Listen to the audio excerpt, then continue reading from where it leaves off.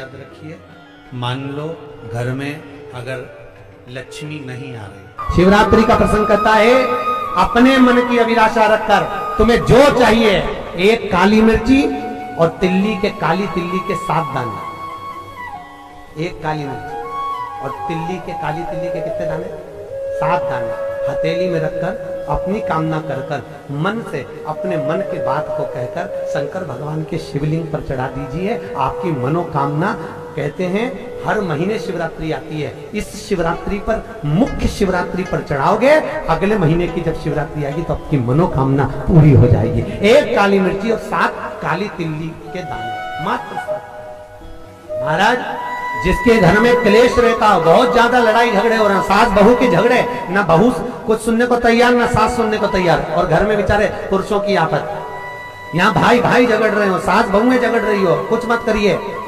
गेहूं की बाली को तोड़ो, गेहूं की बाली जानते हो ना, जिसमें आप तो गेहूं की बाली को तोड़ना है, और बाली 7 बाली तोड़कर अपने घर में घुमाकर अपने घर का नाम और गोत्र बोलकर उसको शंकर को समर्पित कर दीजिए। जिंदगी में कभी सास बहू का झगड़ा नहीं होगा। हमारे शिवरात्रि के दिन उसको समर्पित करेंगे, आपके घर में कभी क्लेश नहीं बच सकता। और शिवरात्रि के दिन रात्रि को 12 बजे शंकर भगवान पर एक धतूरा चढ़ा दो। क्या चढ़ाना है? जम के बोलिए, धतूरा। ये शंकर भगवान को धतूरा चढ़ा दो।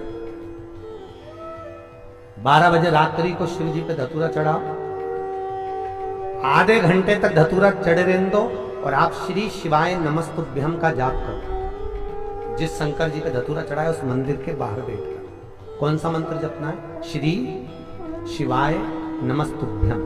फिर से बोलो, श्री शिवाय नमस्तुभ्यम। धतूरा चढ़ाकर श्री शिवाय नमस्तुभ्यम का स्मरण करिए।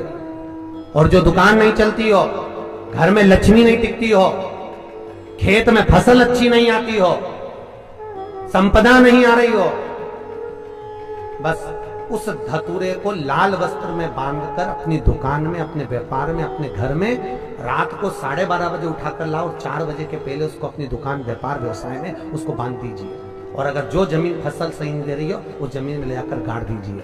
आपको जीवन में कभी तकलीफ नहीं भोगना पड़ेगी, लक्ष्मी बढ़ती चली जाएगी, संपदा बढ़ेगी। जो व्यक्ति ज्यादा बीमार रहता हो, बहुत बीमारी उसको घेरे रहती हो, परेशान रह रहा हो, बीमारी बनी हुई है, तो बोर चढ़ाइए। बेर, क्या बोलते हैं यहाँ पर? बेर की बोर, वो खाने वाला बेर जो होता है, उस बेर को 7 बेर ले लो, और 7 बेर को लेकर अपने ऊपर से घुमाकर शिवरात्रि की दोपहर के 12 बजे शंकर भगवान के शिवलिंग पर ले जाकर उस बेर को चढ़ा दीजिए।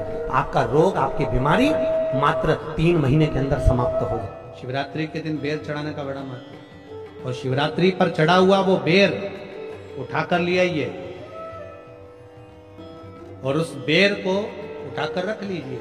मान लो किसी को उदर से जुड़ी हुई जब तकलीफ रहती है, पेट से जुड़ी हुई तकलीफ रहती है, पेट से जुड़ी हुई कोई भी प्रॉब्लम हो, अगर पेट से जुड़ा हुआ कोई भी रोग आपको लग गया और डॉक्टर की दवाई चल रही है, सारी औषधि चल रही है, जो शिवरात्रि पर आपने बेर चढ़ाया है, वो बेर अगर आपके यहाँ रखा हुआ है, वो बेर उस रोग वाले व्यक्ति को खिला दीजिए।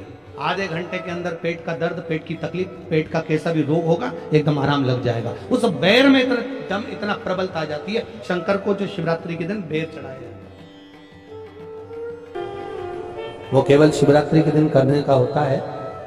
कहते हैं जिसका व्यापार ना चले, व्यवसाय ना चल रहा हो, बहुत ज्यादा कष्ट में जीवन निकल रहा हो, और बहुत ही ज्यादा तकलीफ हो रही हो, तो धतूरे को हल्दी में डुबोकर शंकर भगवान को शिवरात्रि के दिन रात को 12 बजे समर्पित करें।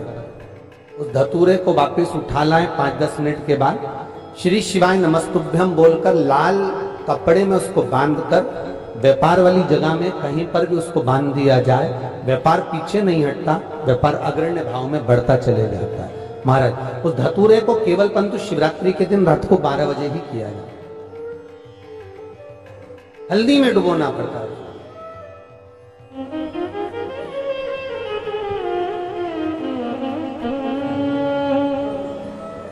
यही प्रमाण एक क्रम में और है महाराज।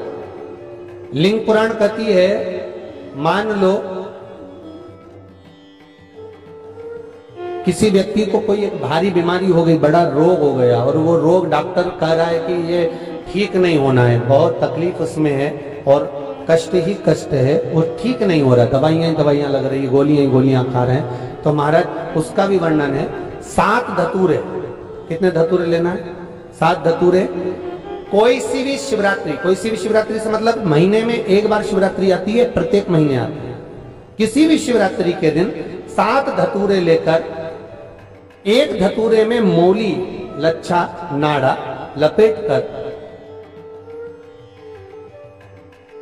चंद्रमौली भगवान का स्मरण कर उस मौली को लपेटकर 6 धतूरे में हल्दी लगाकर शंकर भगवान की जो जलाधारी है, जलाधारी में आपको पहले भी वर्णन किया है, शंकर भगवान का ये शिवलिंग है, ये जलाधारी है, ये भगवान का जल निकलने का स्त्रोत, चरणारविंद का भाव। शिवलिंग जहां रखा हुआ है ये पार्वती जी का हस्त कमल है, जो ये गोल भाग है ये पार्वती का हस्त कमल है, जहां शिवलिंग रखा है। जहां से जल नीचे गिरता है उसके सीधे भाग में श्री गणेश जी महाराज का स्थान है, उसके उल्टे भाग में श्री कार्तिकेय जी का स्थान है।